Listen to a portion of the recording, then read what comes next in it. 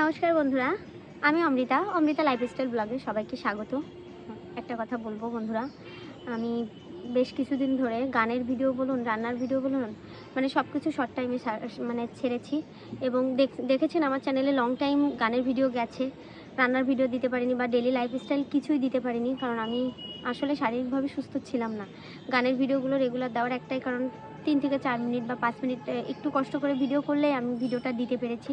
এই কারণে long time গানের ভিডিও গেছে। আর বর্তমান সময়ে গানের ভিডিও দিতে পারছি না, কারণ শারীরিকভাবে এই মুহূর্তে গান দম দিয়ে গান গাওয়াটা আমার জন্য ঠিক হবে না। কেন হবে না সেটাও আপনাদের সামনে এখন বলবো। তো সব কিছু মিলাই এখন আমি ঠিক আছি। আপনাদেরকে খুব তাড়াতাড়ি গানের ভিডিও আবার শুরু করব। আর এখন শর্ট টাইম রান্নার ভিডিও দিচ্ছি, এই কারণে আমি নিজে যেটুকু করতে পারছি সেটাই আপনাদেরকে দেখাচ্ছি। তো এইভাবে আর কি আমার দিন কাটছে। ভিডিও চ্যানেলে মাঝে মাঝে যাচ্ছে, মাঝে মাঝে যাচ্ছে না। কেন যাচ্ছে না সেটাই আজ আপনাদের সামনে তুলে ধরবো। যে কথাটা বলার জন্য আজকে আপনাদের সামনে হাজির হয়েছি। কথাটা অনেক দিন ধরেই আপনাদেরকে শুধু আমি বলেই চলেছি, আমার শরীরটা ঠিক নেই, আমি ভালো নেই। আমি কিছু কথা আপনাদের সাথে এখন বলতে চাচ্ছি না, সময় হলে বলবো। এতদিন ধরে প্রায় 2 মাস আগ থেকে আমি মাঝে মাঝে আপনাদের একটু এ ধরনের কথা, আমাদের একটা ভিডিও আমি বলি যখন আমি মানে নিজে খুব বেশি অসুস্থ বোধ করি বা আমার শরীরটা আসলেই সাপোর্ট দেয় না, তখন থেকেই আমি আপনাদের সাথে এটা শেয়ার করি। আসলে আমি বলতে চাইনি, এই কারণে আমি চেয়েছিলাম যে আমি পুরোপুরি সুস্থ হয়ে তারপরে আমি কেন এই কথাগুলো বলছি, আমার কি হয়েছে সব কিছু সেই দিন আপনাদের সাথে শেয়ার করব, এটাই আমার উদ্দেশ্য ছিল। কারণ আমি দেখেছি যে অনেক ব্লগাররা অসুস্থতার ভিডিও দেওয়ার কারণে অনেক বাজে কমেন্ট, অনেক মানে রোস্ট এই ধরনের দিয়ে হয়। আমাকে নিয়ে এখনও রোস্ট কেউ করবে না, আমি জানি, যেহেতু আমার নতুন চ্যানেল, বুঝি না, অনেক কিছু ভুল ত্রুটি হবে। তারপরেও ভাবলাম যে না, আমি এগুলো কিছুই করব না। আর আমার তো এখনও সত্যি কথা বলতে আমার চ্যানেল এখনও মনিটাইজেশন অন হয়নি।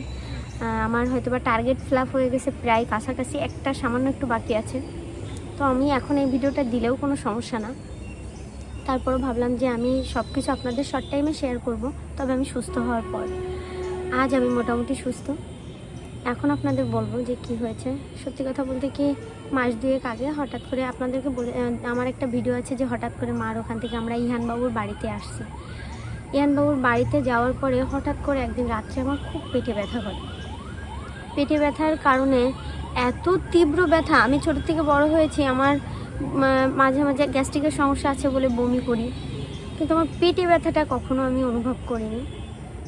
পেটে ব্যথা করলে যে মানুষ কষ্ট পেতে পারে এবং কতটা তীব্র যন্ত্রণা হতে পারে, মানে আমার সেদিনের যন্ত্রণাটা, আমার মানে ছেলে জন্ম দেওয়ার কষ্টর পেন কি সেটা তো বুঝতে পারিনি, যেহেতু তার আগেই সিজারটা হয়ে গেছে। কিন্তু ওই দিন আমি খুব কষ্ট পেয়েছি, এত কষ্ট পেয়েছি আমার, মানে আমি মেন রাস্তার ধারে, আমাকে যখন হসপিটালে নিয়ে যাওয়া হয়, মেন রাস্তার পরে আমি মানে গাড়ির থেকে নেমে অলরেডি ছটফট করা শুরু করে দিয়েছি, রাস্তার ভিতরেই কান্নাকাটি শুরু করে দিয়েছি। এবং সাথে ইয়ানবাবুর জেঠু ছিল এবং ওর বাবা ছিল, দুজনকে আমি শুধু বলছিলাম আমি মনে হয় আর বাঁচবো না।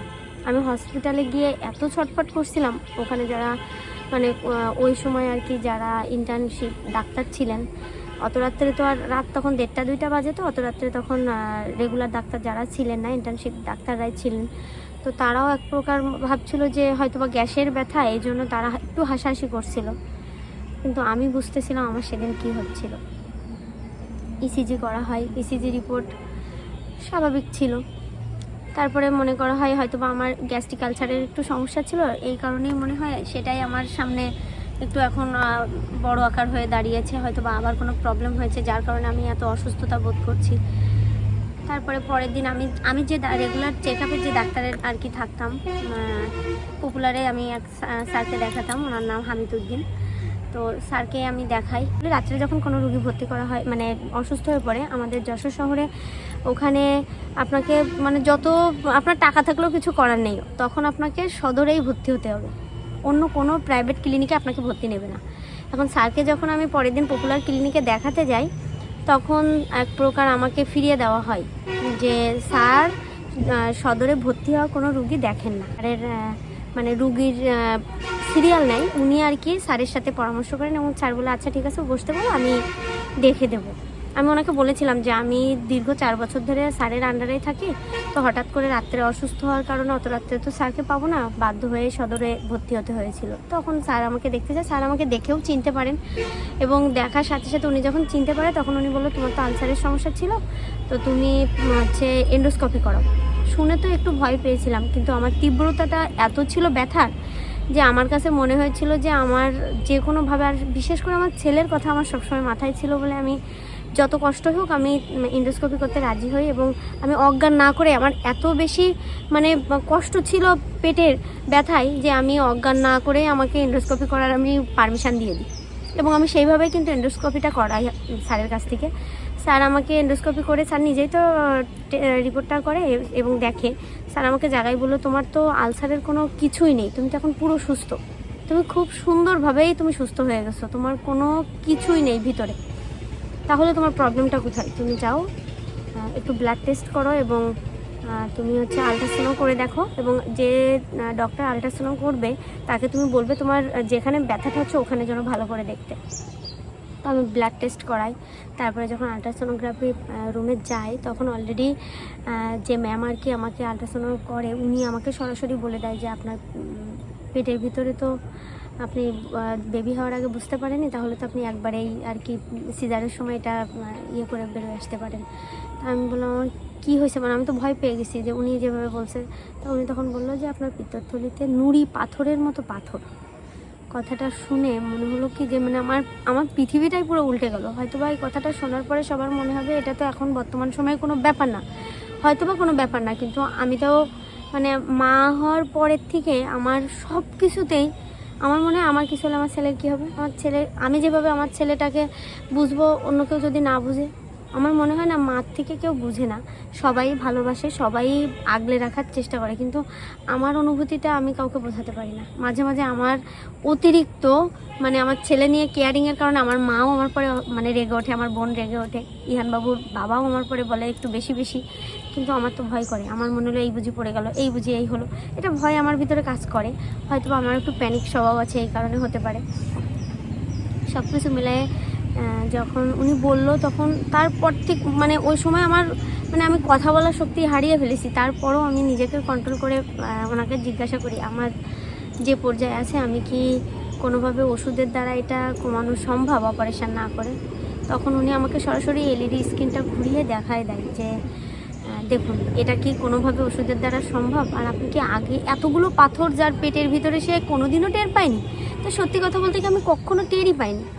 আমার ইহানবাবুর সিজারের পর মনে হয় দিন 12 কি 13-র মাথায় আমার একদিন এরকম পেটে ব্যথা হয়েছিল, সেটা মিনিট 10-এর জন্য অটোমেটিকলি কমে গেছিলো। তবুও আমরা ডাক্তারের কাছে গেছিলাম, ডাক্তার ভেবেছিল হয়তো বা গ্যাস্ট্রিকের জন্য এটা হতে পারে, তো সেই জন্য ওই সময় আর নতুন করে আলট্রাসাউন্ড করা হয়েছিল না বা ধরাও পড়িনি, কিন্তু ওই সময় হয়তো বা এই ব্যথাটাই উঠছিল আমরা বুঝতে পারিনি।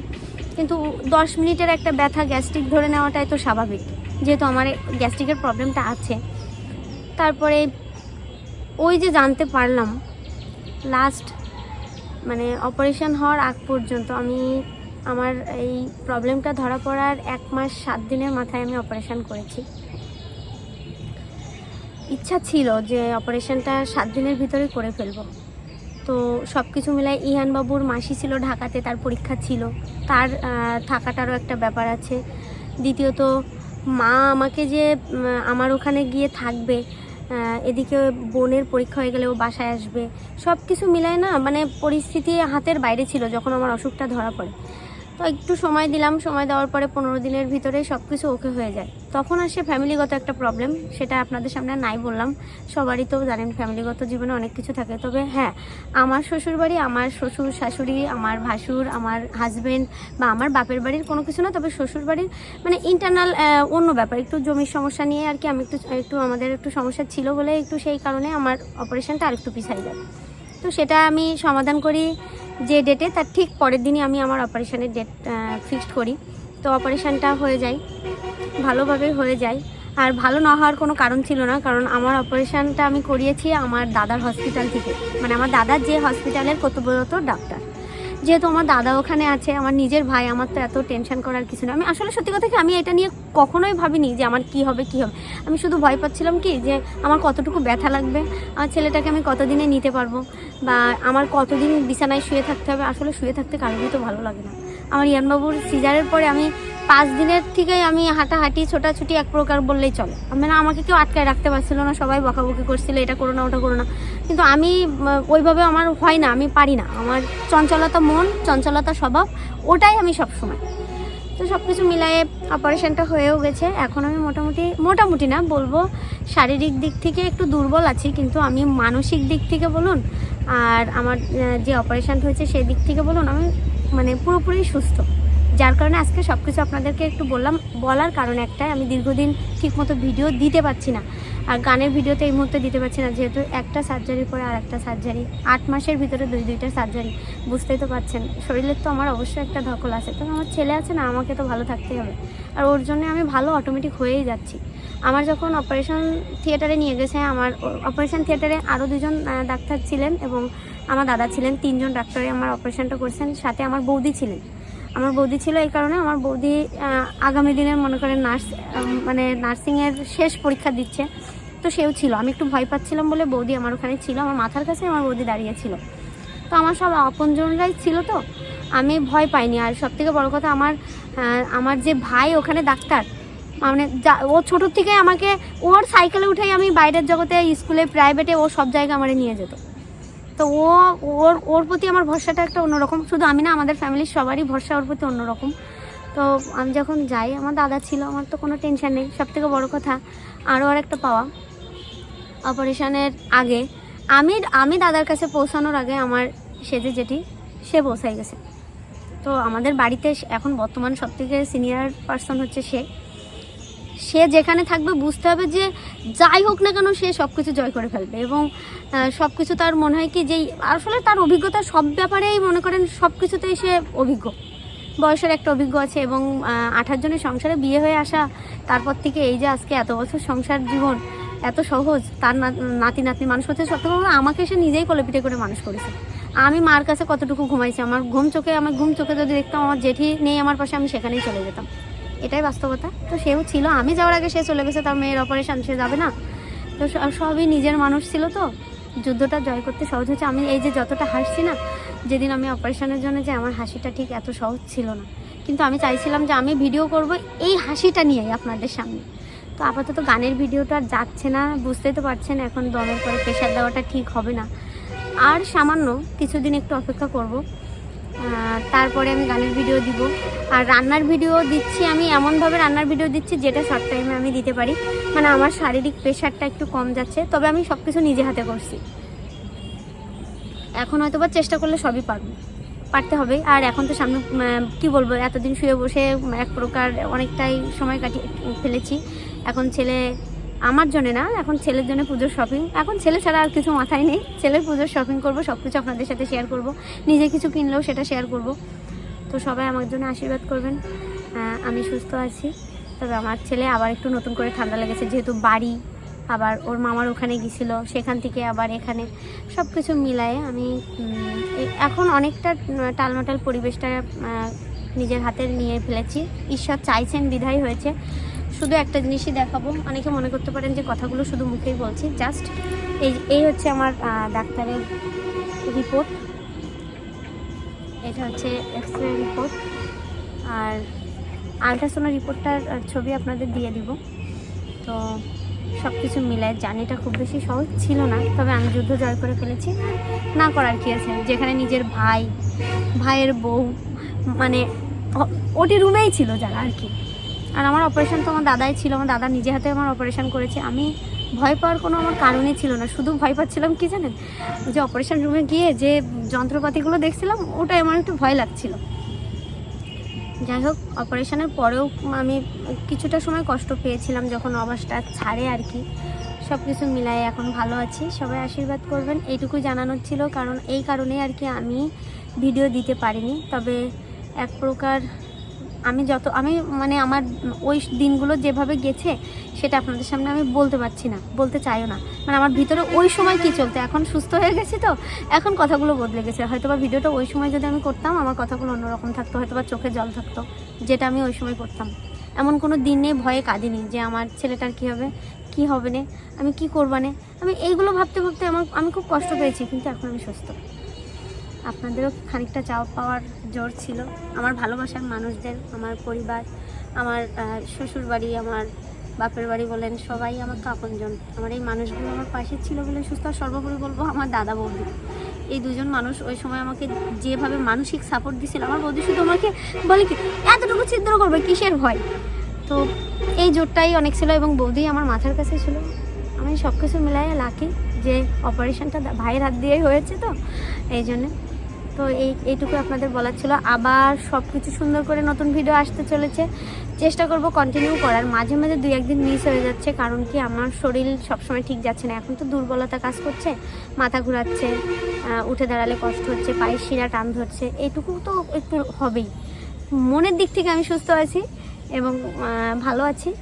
তো এইটুকুই বলার ছিল। সবাই আমাকে আশীর্বাদ করবেন, আমি ভালো আছি আর ওর জন্য সামনে ভালো থাকতে পারি ছেলেটাকে নিয়ে। সবাই এইটুকু আশীর্বাদ করবেন। ধন্যবাদ সবাইকে, সবাই ভালো থাকবেন, সুস্থ থাকবেন। নমস্কার।